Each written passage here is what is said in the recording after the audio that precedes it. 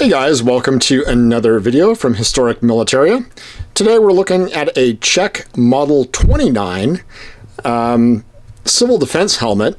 And the interesting thing about these is they started out life as military helmets, at least the design did. And it was a standard Czech design for pre-World War II and through World War II. And a lot of these, even these civil defense helmets, got used by various resistance elements and some of the other groups, all kinds of chaotic fighting and all kinds of hijinks that were going on right at the end of World War II especially. And so a lot of these got pressed into service and used. It's a very... honestly, it's a very cheaply made helmet. The steel is nowhere near what you would want in a combat helmet. The design is typical Czech from the time period. You've got your two rivets here and one rivet for your chin strap on each side. You've got your crest here, very reminiscent of an Adrian helm, which the Czechs certainly were familiar with. And then you've got a bit of a sort of a lip here, and it flares out on the sides as is typical.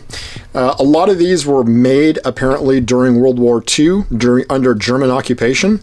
And a way that I have been told you can tell that is they'll have the salt and pepper shaker vent holes, which German Luftwaffe helmets, or not Luftwaffe, Luftschutz helmets, would have at the time, which was German civil defense. This one does not have those vent holes, so it, to me, as it stands, it appears to be a pre-war manufactured helmet. This one originally had, I believe, probably fire or police, or perhaps even a military marking right here. There's obviously a hole for that that's gone now. Kind of a shame. Would have liked to have seen where this helmet had gone. It could have told us a little bit more about it. As it is, we're just looking at the basic helmet. But also, some of the sources I've looked at have told me that this kind of helmet and these black civil defense helmets were actually used by the Czech and Slovak nation up until even the 1980s for firefighting and whatnot.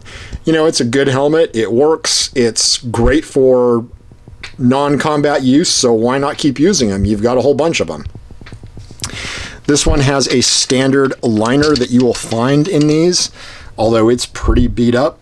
It's a 6-tongue triangular liner, and it's missing its chin strap, although it has part of it right here. And you've got your other chin strap bail right there. And as you can see from just what's left, it's a fairly complicated chin strap, and the part that's missing is actually pretty fancy and pretty nice. The leather liner is typical of what you would see from a Czech helmet liner. Good quality leather, nicely made helmet. Just as I said, the steel is not really what you'd want in a combat helmet. Certainly not up to par of post-war Czech helmets or German helmets at the time. So definitely more of a firefighting and home use type thing, home defense. So just kind of an unusual helmet. You don't see a lot of these around apparently. They're not particularly valuable, but they are an interesting piece of history in that there's a lot of pictures of, especially at the end of World War II, of Czech resistance running around in these things, and a lot of guys in just civilian garb carrying stick grenades and submachine guns wearing one of these. So it's kind of an interesting helmet. If you collect World War II helmets, you can probably find one of these relatively inexpensively. Might take you a little while to find one because they're not a whole bunch out there.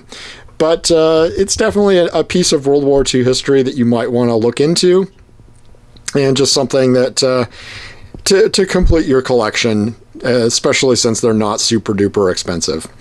If you've enjoyed taking a look at this video, like and subscribe. We'll be doing more firearms, helmets, ordnance, and everything in between. Look forward to doing more for you. Thank you for watching.